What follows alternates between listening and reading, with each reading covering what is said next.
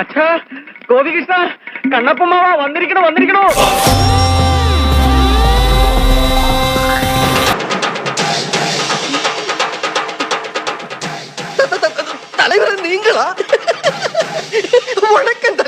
വർഷങ്ങളായി ഞാനൊരു trial attend ചെയ്തിട്ട് കുറച്ച് നാളായി കയ്യും കാലും ഒക്കെ ഒന്ന് വർത്തിയിട്ട്. ഇത്രയും കാലം എവിടെയായിരുന്നു?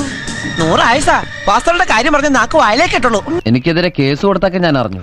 അതിന് പകരമായിട്ട് നിങ്ങളുടെ ചുറ്റിക്കളിയുടെ കാര്യമൊക്കെ ഒന്ന് പുരുഷനോട് പറയാൻ വേണ്ടി വീട്ടിൽ പോയതാ. മരണം എന്ത് ചൂടാൻ. ബിഗ് ബോസ് വീട്ടിലേക്ക് വീണ്ടും സ്വാഗതം. എന്നെ പറ്റിച്ച് എല്ലാവരും കൂടി ഇവിടെ കയറി കൂടിയതല്ലേ? ലാലേട്ടന്റെ കയ്യിൽ അമർത്തി ഒരു പിടി പിടിച്ചു.